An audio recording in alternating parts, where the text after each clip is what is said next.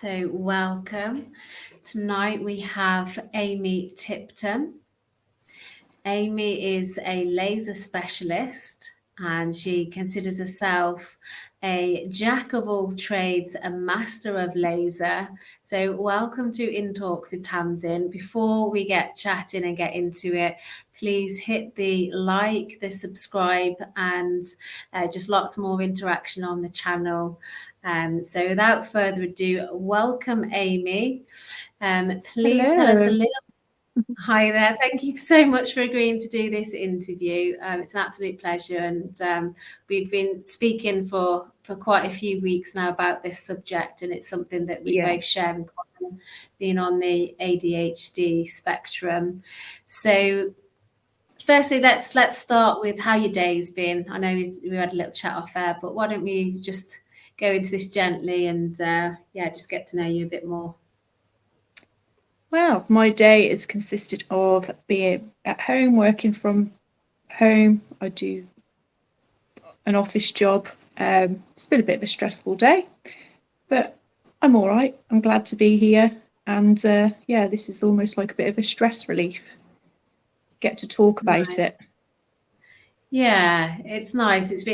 I've really enjoyed doing these the last few weeks and holding the space with people and actually just getting to understand people and on a deeper level, and we all go through like challenging things, and to have your story heard and somebody to actively listen and hopefully inspire other people as well. So thank you for agreeing to do this, Amy, and I'm just looking forward to just hearing your experiences, and if we can help one person, then that's brilliant. So Absolutely. um, so why don't we start with your early years? Can you take us back to your childhood and when you first sort of became aware, if you did at all, that maybe you were a bit different and your sort of struggles? Yeah, so going back to childhood, it was a little bit disjointed. My parents split when I was fairly young, and we just put my naughty behaviour down to sort of like that trauma, dad's not here anymore. But it just escalated and it continued. Poor old mum sent me to see sort of like child psychologists and things like that, and they just said, look, she's just naughty, take her home, there's nothing we can do for you, so to speak. My early years, I'd say, in school, it was probably picked up. I was very, very disruptive. I was stealing things out of other children's drawers. I was excluded from my first school when I was probably 6, and that's because I couldn't stand in line and listen to instructions, and I was taking off all the buds off the flowers on the bush, and other things. I was a little bit of a bully, pushing children over and things like that. So I then went on to a new school and I flourished there. It was a nice little village school, and the education there was more sort of like on the creative side. So we were more outdoors, making things, building things and things like that. And that was just very much more suited to me. I wasn't very academic. I didn't want to be sat in a classroom. I didn't want to be stuck behind the desk listening, because I'd get agitated and fidget and things like that. I suppose we recognised that I was a little bit different when, if I was told no, I just couldn't regulate my emotions. That was like a really bad word for me, and that would set me off. And for example, me and my friend were laughing the other day, reminded of primary school, and she said, oh, do you remember when you kicked off at my mum because she wouldn't let me play with you because she was so naughty? And I was just like, yeah, look at us now, we're best friends, and I'm maid of honour at her wedding next year, but her mum loves me now after I threatened to sort of kill her. As you do. As you do. Yeah. Oh, okay. So already then we're sort of back to the school years, reliving those sort of memories. and we'll go more into your diagnosis, which was only, was it a couple of months ago, I think. Yeah, it wasn't long at all. Yeah. So we're just trying to like build this picture up of like who Amy is, the struggles that you faced during your school years, and you know this. I mean, we were talking earlier that women in particular are 4 times more likely, and when they've got ADHD, to abuse substances, alcohol, drugs, self-harm, and suicide. That's 4 times more likely than a friend without ADHD. And there is, even though there's so much more awareness and support from the conversations that I've had with yourself and other friends with ADHD, there is still this real common thread that there's not enough that's being done about it. And, you know, a lot of times it just seems like a bit of a tick box exercise, and that, you know, that person that has this diagnosis still feels unseen, unheard, misunderstood, and made to feel that it's their problem. Yeah. And you said earlier on, didn't you, Amy, that it's always, what can you do? How can you change? And I don't know if you feel the same, but it's, you just want to be accepted, understood, and included. You mentioned earlier, when we were talking off air about not being able to regulate your emotions with the rejection sensitivity disorder. Can you talk us through your experience with this? Yeah, so like I said, I didn't want to go into too much detail, but today's been a really bad day. I started off the day in tears, not sure why, but just feeling really, really sad, really down, just not sure kind of like what my purpose is, what am I doing with my life kind of thing. But I have to remind myself, you know, tomorrow's a new day. And then I text my friend and I was just like, mate, I really need a chat. You know, I need you to tell me everything that I already know. It makes me feel better. And then she texted me back and I said, actually, I feel okay already. I said, I've made myself laugh. I've cried that much. I swung round and a little bit of snot dribbled and made myself laugh. And I was just like, this is just pathetic. And then for the rest of the day, I was absolutely fine. And it's that kind of thing, like the yo-yo sort of emotion, and that's pretty much like it every day. Sometimes not as like full on, but I'd say 90% of the time I experience that sort of yo-yo emotion, the ups and the downs, and it's quite what's the word I'm looking for? Is it extreme? It's really extreme. It's from one extreme to the other, and I struggle with it myself because I think I've masked and I've learned this behavior of how to fit in. I know how somebody that isn't neurotypical or is not neurotypical, how they should behave. So I end up thinking, oh my goodness, this is just not normal. And then I'm like, is this the ADHD, or is this, you know, how I'm supposed to feel? It's really quite turbulent. And that's the real struggle of ADHD, isn't it? Is that people will see these outward displays of, oh, you've not done this right, or, you know, why hasn't she texted me back, depending on what your exact diagnosis is. But then the person behind that is sitting there with all these thoughts that I'm not good enough, I'm a rubbish friend, rubbish auntie, you know, fill in the blanks. And I know we've had chats about it, and it's this shame and guilt. I mean, can you talk us through a bit more about your experiences with that? Yeah, so remembering important things like birthdays and stuff like that, that's quite a big deal to a lot of people. I know it's a big deal for me being born in January. Like, I really want people to remember, but it's always, oh, it's so close to Christmas. You know how it is.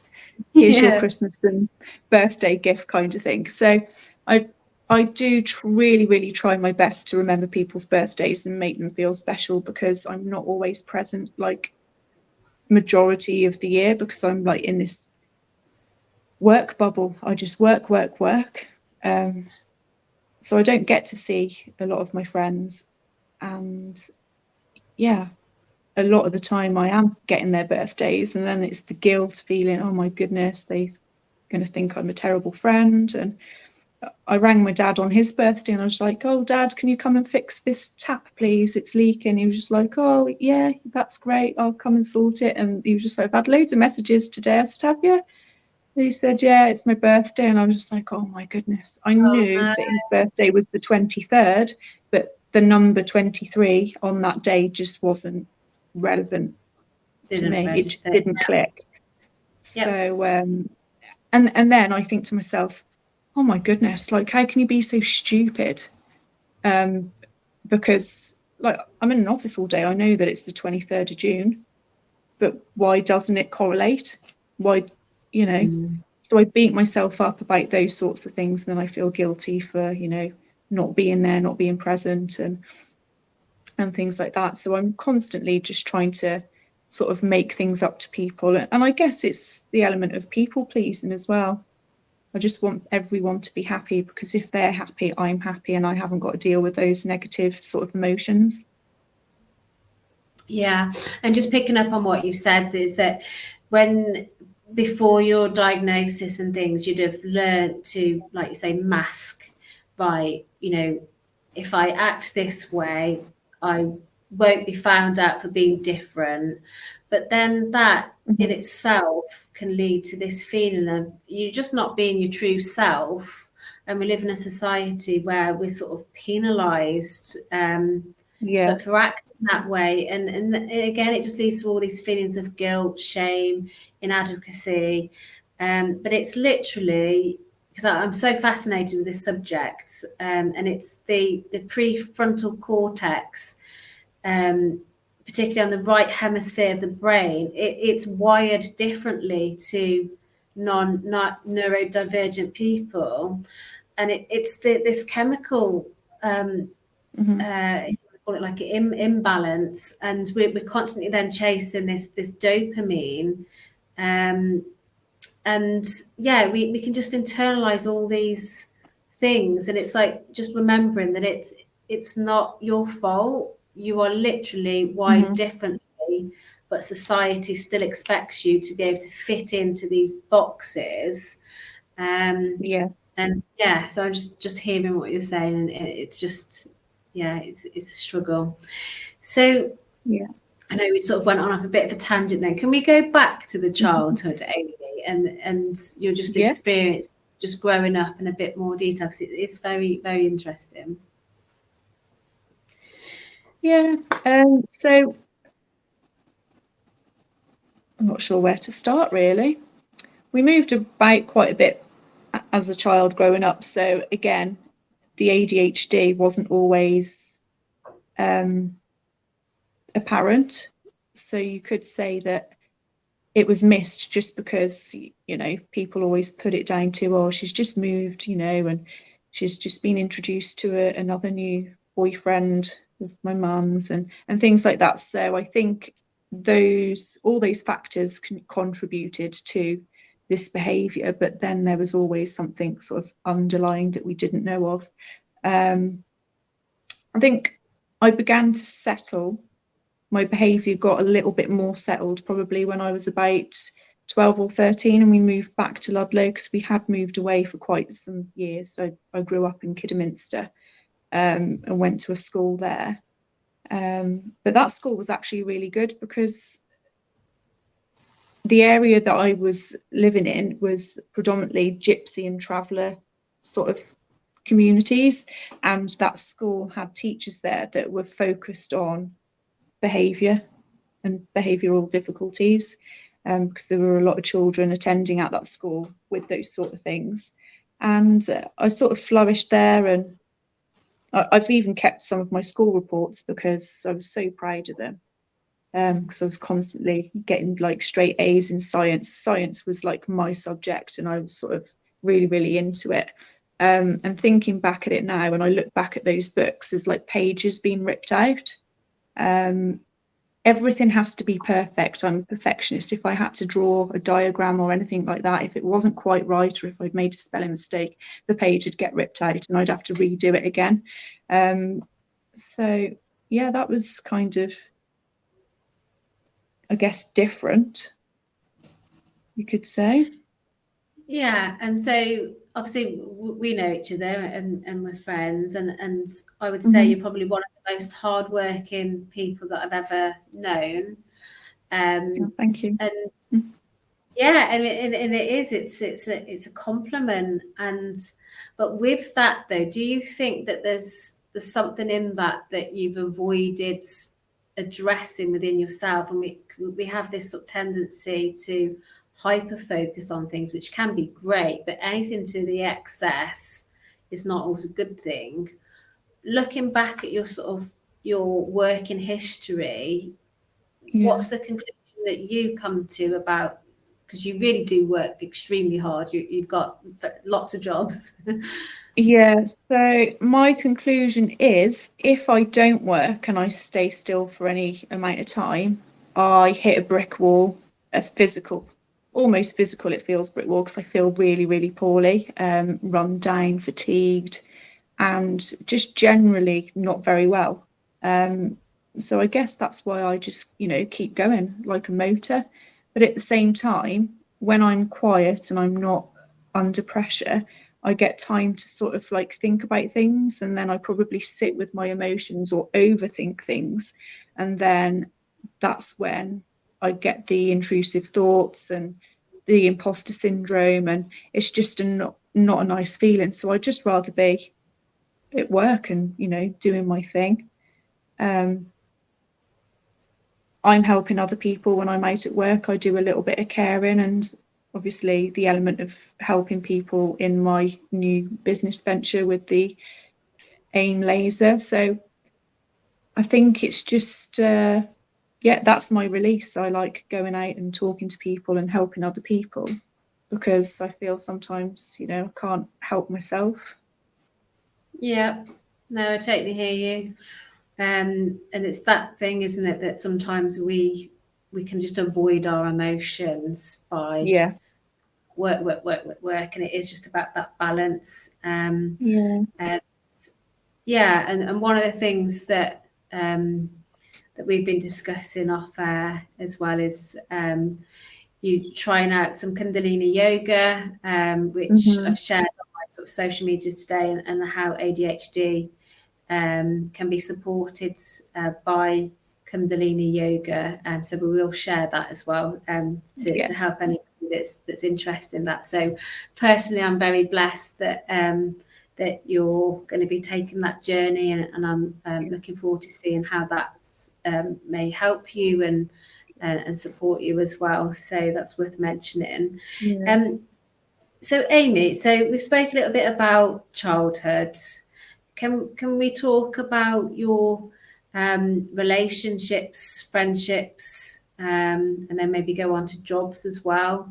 So we'll talk about your sort of relationship with family and your ADHD. So relationships, this is a bit of a tough one, so excuse me if I get a little bit emotional. It's okay. I'm okay. It's just emotions from today, I think, as well. So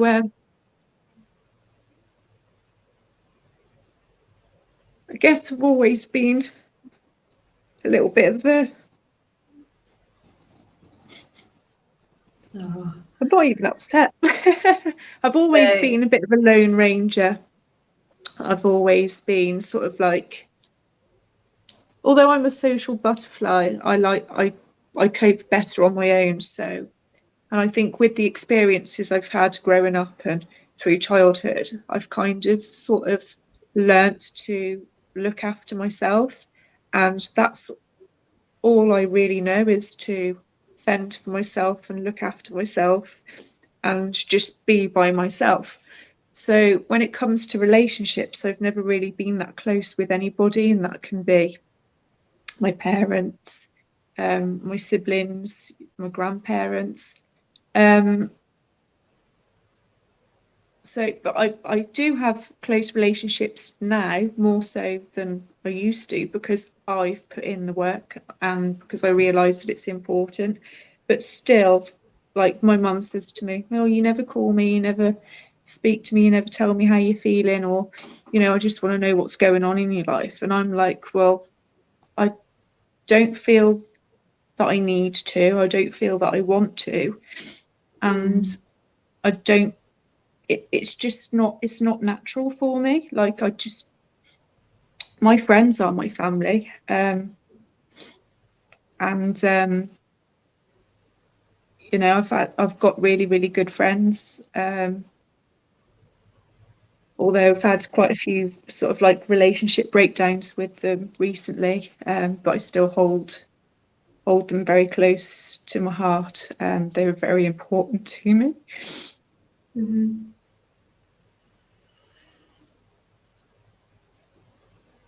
It's okay, take your time. It's and one thing I do know about you, it's something you don't always talk about. So I think this is probably quite a new thing as well for you. So take your time. Yeah, I think losing a friend that's like family, sibling, and your best friend rolled into one. It's a really hard loss to take. Yeah. And because of my ADHD, I realise now that I've let a lot of things slide, and maybe I don't speak about things as much as I should because of that fear of having my feelings invalidated. Because if I've hurt someone, it really sits deep, and I am truly sorry for those sorts of things. I don't want to upset anyone because I am a people pleaser.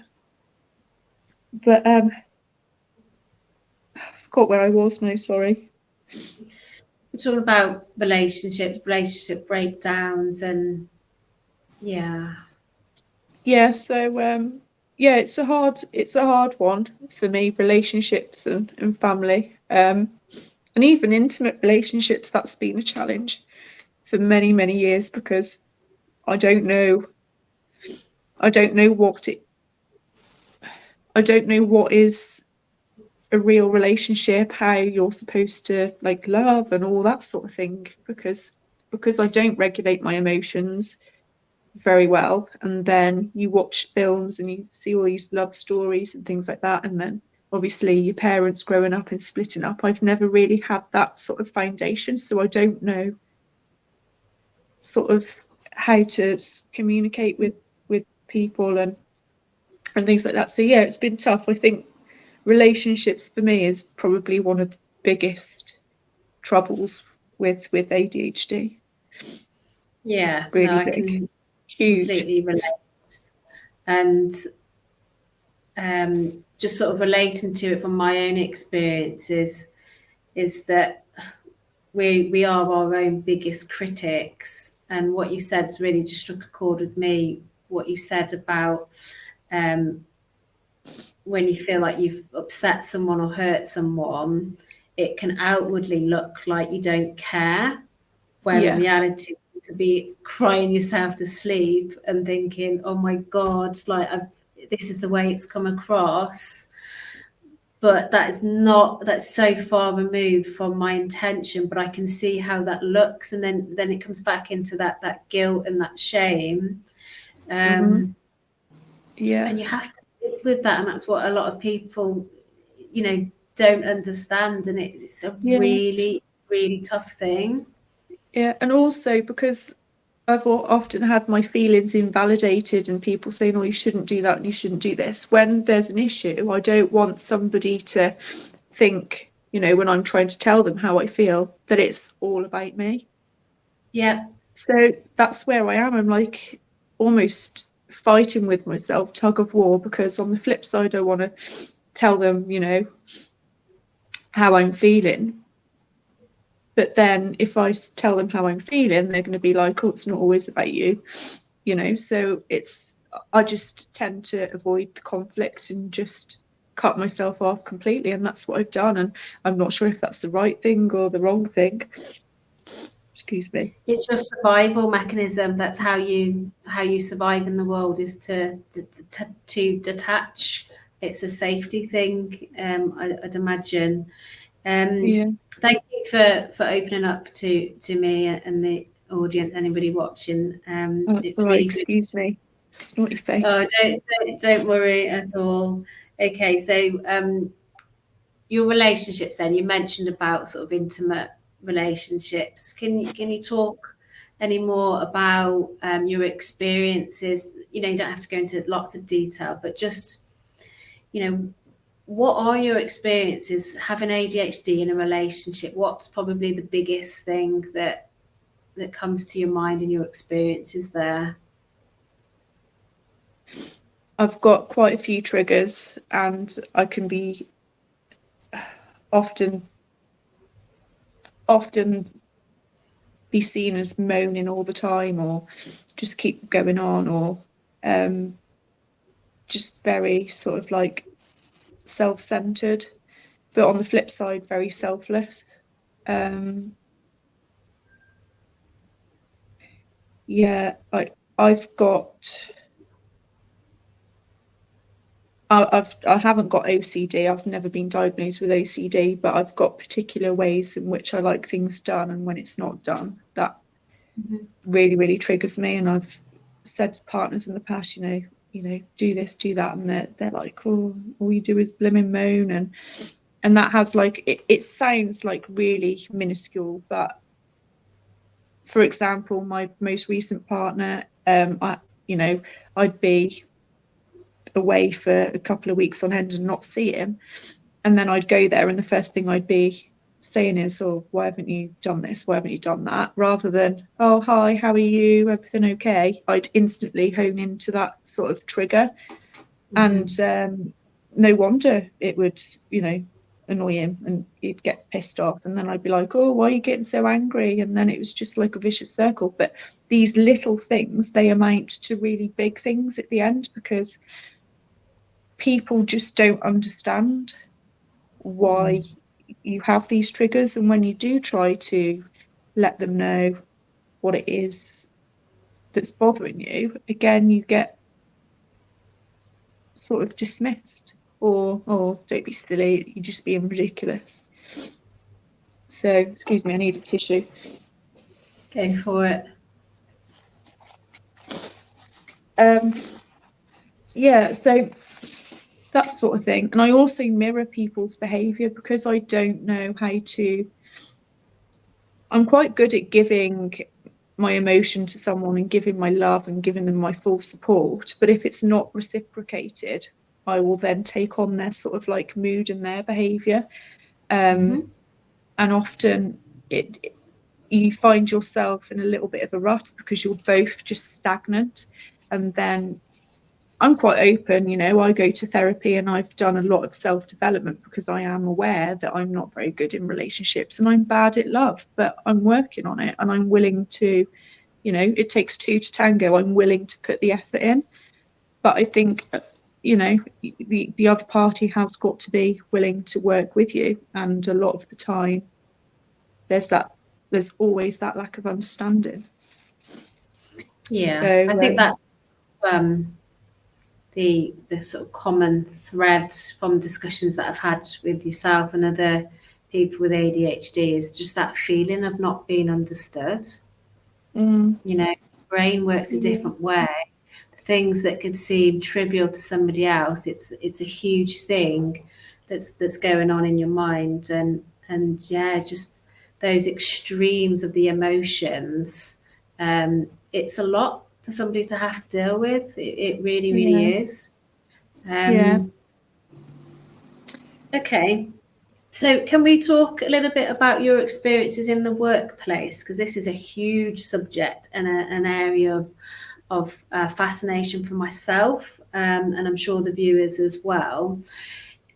What's been your experience of having ADHD? Obviously, it was undiagnosed at the time, but your experience in the workplace?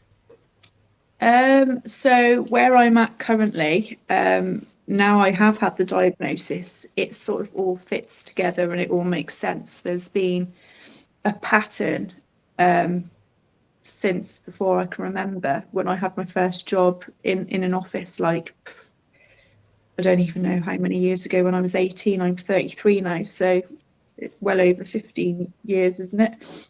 I was making silly mistakes then, and they always used to say to me, oh, you know, Amy, you shouldn't really be doing that. What's going on? And back then I used to think, what are you talking about? I'm fantastic at my job. I do it well. I'm articulate. I'm this, that, and the other. Totally blow my own trumpet. I thought I was excellent. And now the same sort of thing has started happening in this current job. I've been with this company now for it'll be 8 years in November. And before lockdown, there were a few issues of productivity and whatnot, but they kind of put me on the spot, and I'm not very good at being put on the spot because I don't always know how to answer, and then I'm like, I'm a bit like a rabbit in the headlights. I need a minute to process what you're saying, and then I'll come back to you. But it was never, I was never given the opportunity to be able to sort of like address things like that. It was always, we need to know now what's going on. And so I went into myself and thought, oh my God, like I feel really targeted here. And that's when sort of relationships started breaking down at work, because people would say things and then it would go back to the manager, and then they'd mention what that person had said. And I was thinking, hang on a minute, where's the confidentiality here? I haven't given that person the permission to say that to you. And why are you telling me that my feeling is invalid because I was told that what I said was inappropriate, and it's upset that person that I'd said it about? And I was just like, oh my goodness, I've upset that person that's upset me, and now I'm apologizing to that person. So it was like, it blew my mind, but it just made me feel really, really like rubbish, and I just couldn't function. And I tried to sort of like work around it in whichever way I could, but I just hit a brick wall. And then at that point, I think it was the straw that broke the camel's back, and I got quite anxious, and just wasn't able to do my job properly. So I had quite a bit of time off work to sort of work on myself and get myself better, and then go back. That's been quite recent, hasn't it? And I know from our conversations, it took quite some time for you to actually get the diagnosis. Can we talk a little bit about that process and what was involved and your experience there?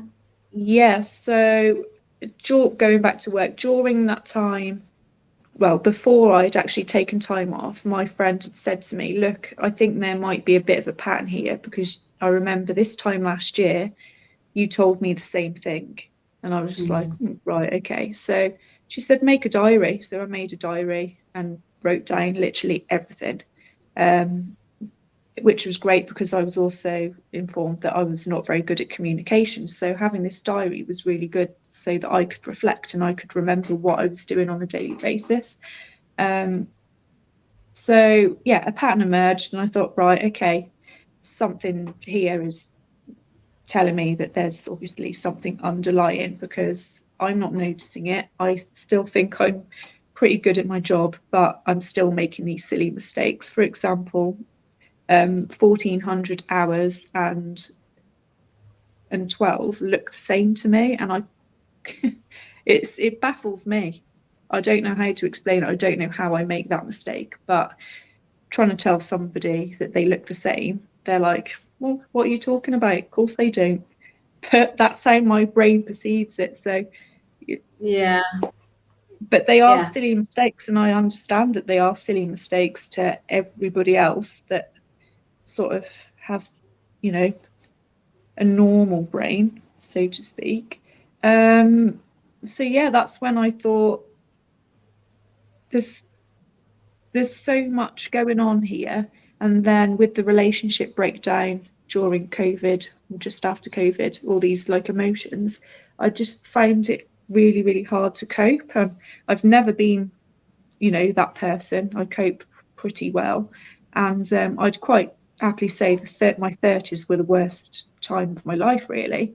So I went to the GP and tried several different antidepressants, which didn't really work, didn't do anything. So I stopped those. And then that's when I spoke to the GP and said, can you just go through my medical records? Because I'm pretty sure that this ADHD was looked at when I was like young, and she went back through and it looks as though that it was highlighted. My behavioural issues were highlighted on several occasions growing up from the age of 5 to about 13.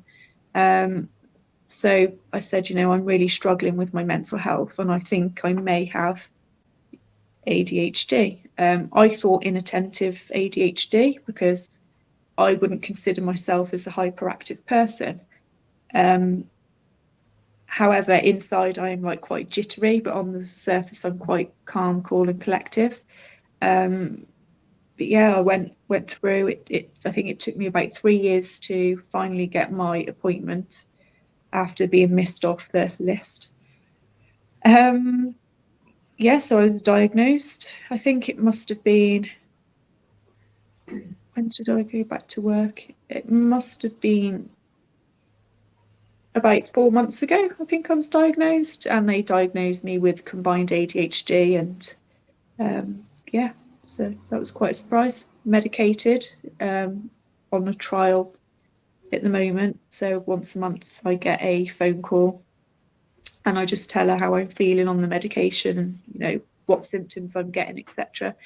But at the moment the ones I'm on are working really well for me on the most part.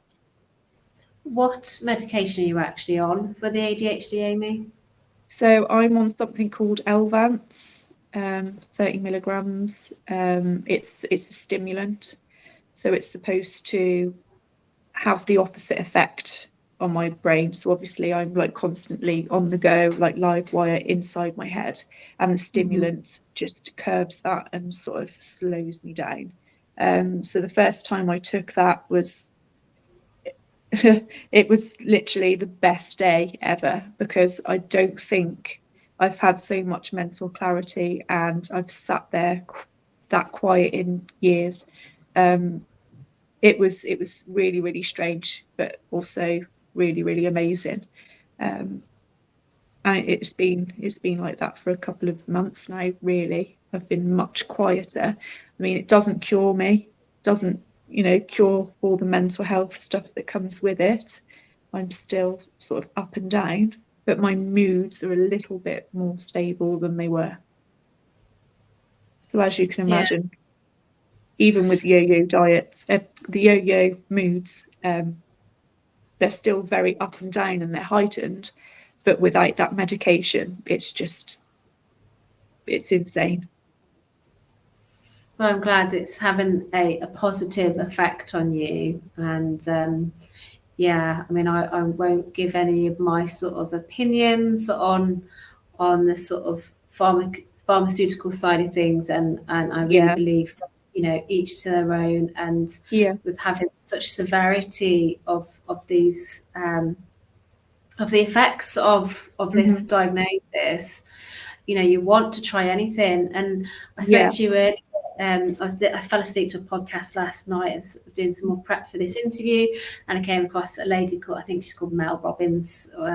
She's got a podcast, and she was diagnosed at the age of 47, and she was saying that the medication that she's on has really helped, and she described it as the orchestra was muted in her mind.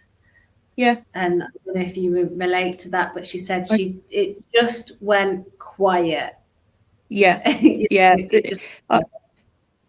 I can remember probably on a really bad day getting in my car when lots of other stuff was going on, and I was like, it's really hard to explain, and when I say out loud it makes me sound crazy, but it was so noisy, and like I was talking to myself in my head, and then other people from like situations were like being played out in my head, and it was like, don't do this, and then I was talking to myself saying, oh, just shut up, Amy, just be quiet, and getting myself really wound up and anxious. And then for it all to like stop, it was incredible. However, I'm not convinced that, I want to be on medication long term. It's just something that I wanted to try so that I could get to a point where my mind is quiet enough where I can try other methods. So I've got therapy, I've got a life coach. I'm looking into this Kundalini yoga with you.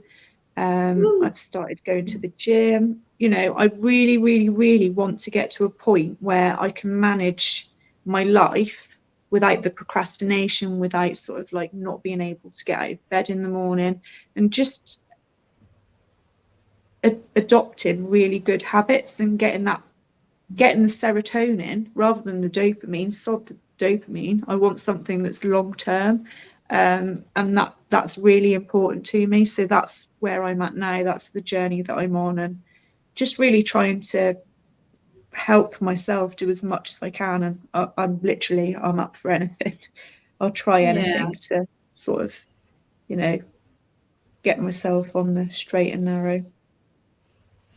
Yeah, and that's it, isn't it? We're all on our own journeys, and what works for one person might not work for another. But it's just, just trying to get to that point, like you say, where you can show up as a balanced person, like somebody that doesn't have ADHD, and like I say, it's a lot for somebody to deal with. It's a struggle.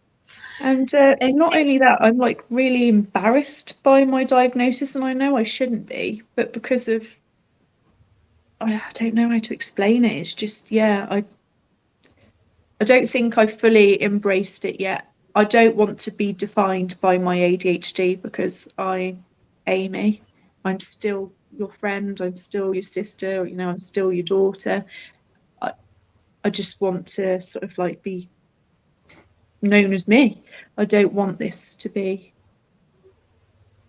attached to me. So I do get really quite embarrassed by it and try and hold it close, and I don't want people to, you don't want to be sort of like, I don't want to be judged. No, that's it. No, I totally hear you. So we've spoke about the sort of the negative aspects, if you like, and the sort of the shame, the guilt, and being misunderstood.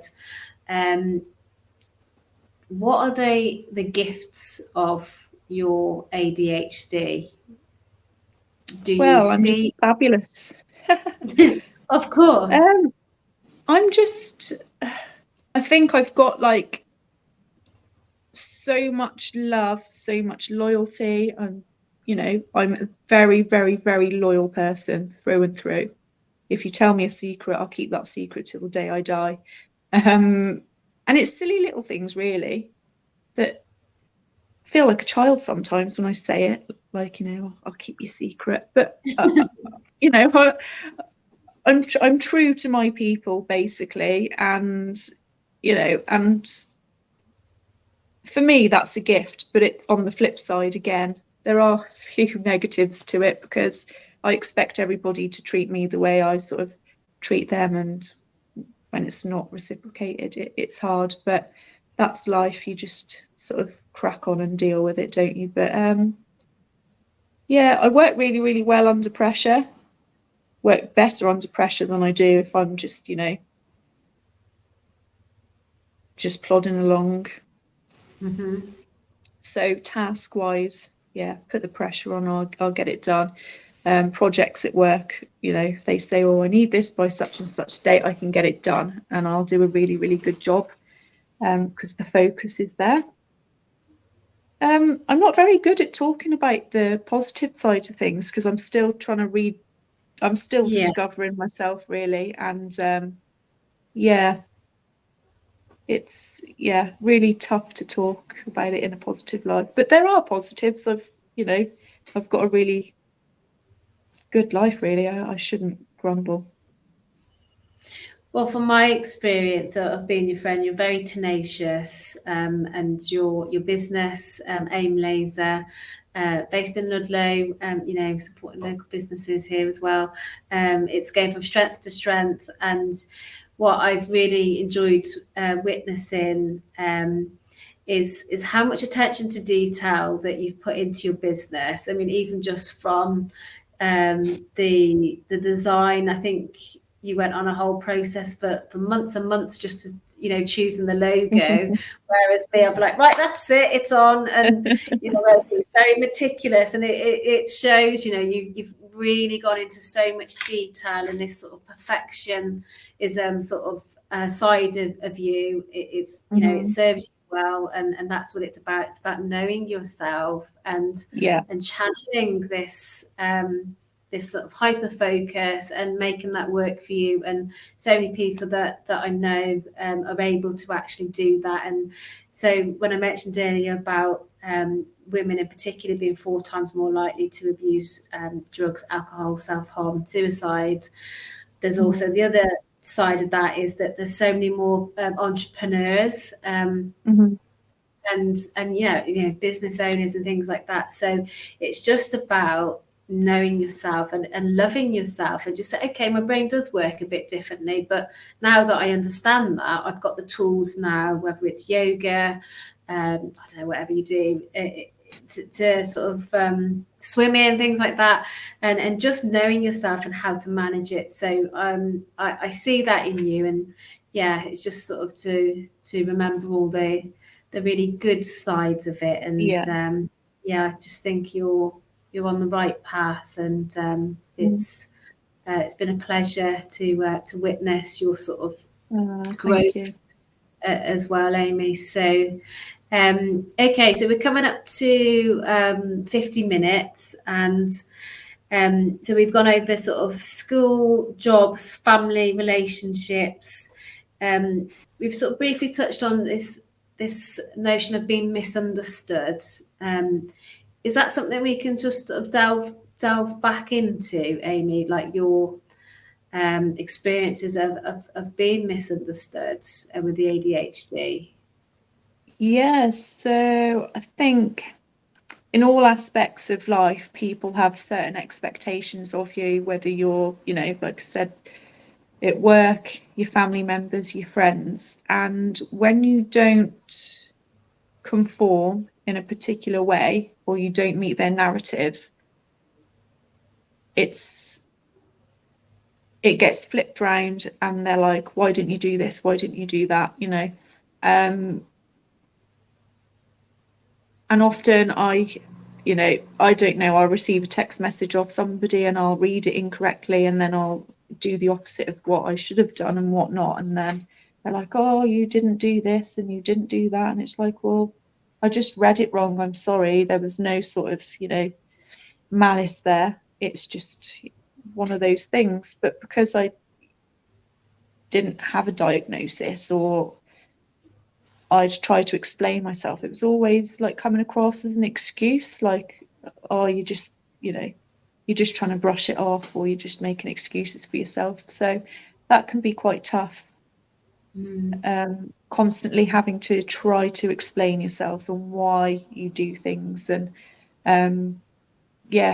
a lot of the time overcompensating, and people don't seem to have a lot of patience either. There's no sort of like patience or understanding if you don't understand something that they're saying. No, I hear you. Not sure what else I can say about that, really. Well, you've given us a lot, really, actually, and I'm very grateful for this interview, and I think it will have helped, even if it's just one person watching, and they're still trying to grow the channel and bring more interviews. But I just think that the more conversations that we have, being open, honest, and vulnerable at times as well, and saying this is how I feel about it, and yeah, hopefully we can start to change the culture, which it is, but still more needs to be done, in my opinion. Most definitely. Yeah. If you could say anything to your younger self, Amy, what would you say, knowing what you know now about ADHD and your experience? Just be true to yourself, and this is a real like cliche thing to say, but people always say, "Oh, never change." That's got to be the worst thing anyone's ever said to me. Never change, because Yeah. if you don't change, you don't grow, and I think that's a really sort of like hard pill to swallow for many people. And I've only just come to that realization. So yeah, it's okay to change, and it's okay to leave things behind, and um, yeah, just embrace your journey every step of the way.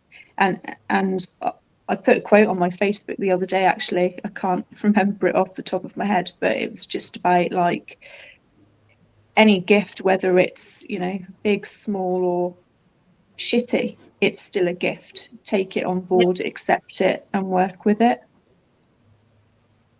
Yeah, totally. It's all a gift. It's all an experience.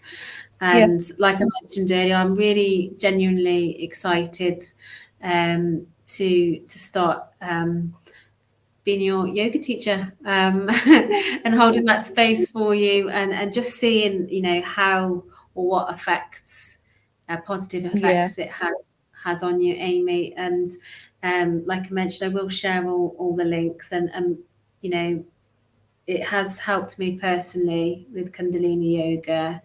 Um, and yeah, it's just about finding something that works for you, really. hmm So with that in mind, first I want to say thank you so much, for joining us, this evening, and you're I'll share welcome. your links as well, for your business, AIM Laser, and how people, can get in touch with you.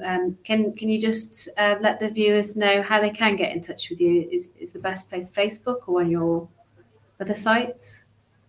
Yes, so I've got a site on Facebook, and I've also got a site on Instagram. Instagram is probably the best way to contact me. It's got all of my contact details, and that is aim_laser_specialist. Drop me a message with any questions. I'll get back to you. Fantastic. So thank you very much, Amy. Before we, close this out, are you up for doing a bit of breath work with me, and Yeah, hopefully the viewers can join in when they watch it as well? yeah, So okay, so let's just ground ourselves now. So just have your feet firmly on the floor. Just relax the shoulders. Just straighten your spine and tuck the chin in. Just take some nice deep breaths, and an invitation to just put the hands over the heart chakra and the chest. Just feel into your heartbeat.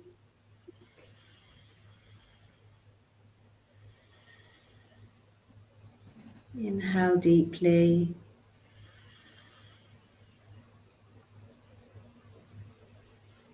With each exhale, just visualize anything that's no longer serving you, just leaving your body, your aura. Thank it for the lessons.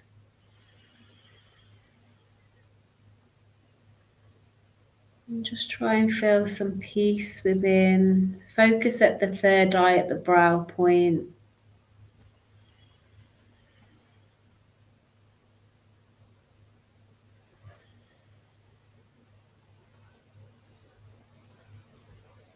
And another deep inhale here.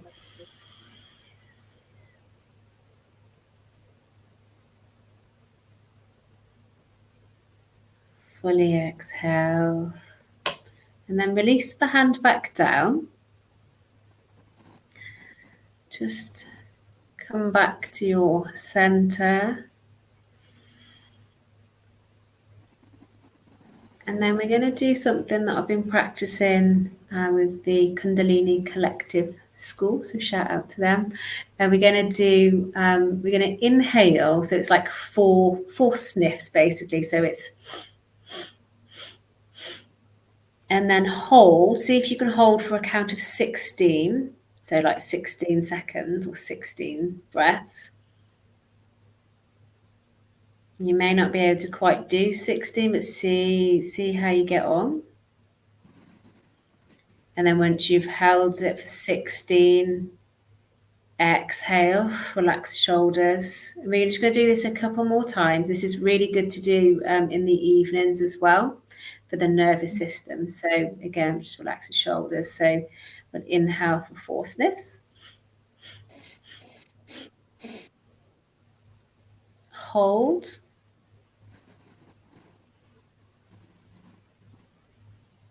Hold for as long as you comfortably can. Obviously listen to your body.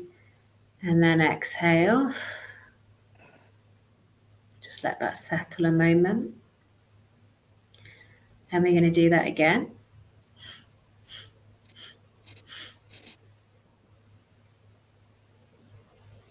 Just suspend the breath. And then exhale when you need. And then we're going to do that just once more.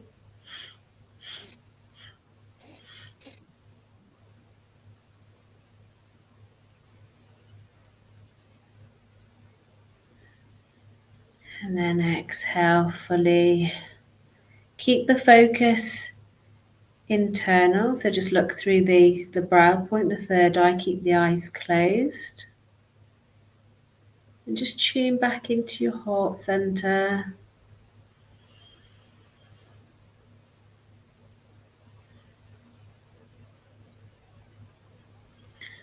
And just sending yourself peace, love, compassion. And for making it through all of the challenges that you've faced. And anybody else that's watching this.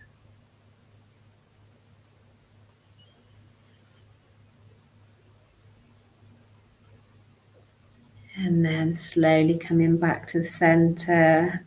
Releasing the hand, release the posture. And then just start to breathe naturally and then come back. So just want to say thank you once again, Amy, for joining. Oh, I feel a little bit lightheaded now, ready for my bed. So I don't know how you find that. It's so simple but powerful, isn't it, really? So yeah, looking forward to sharing some more stuff. Yes, so we'll share your links, anybody that wants to get in touch with you. And again, I just want to thank for the support on my channel. I've been receiving some lovely messages of support. And next week, I'm going to be joined by a lovely lady called Jo, who's going to be talking about being a mum to autistic children. So really looking forward to hosting that. So stay tuned. And yeah, please do get in touch with Amy or myself as well if you have any questions or feedback. So yeah, thank you very much and good evening. Thank you. Thank you.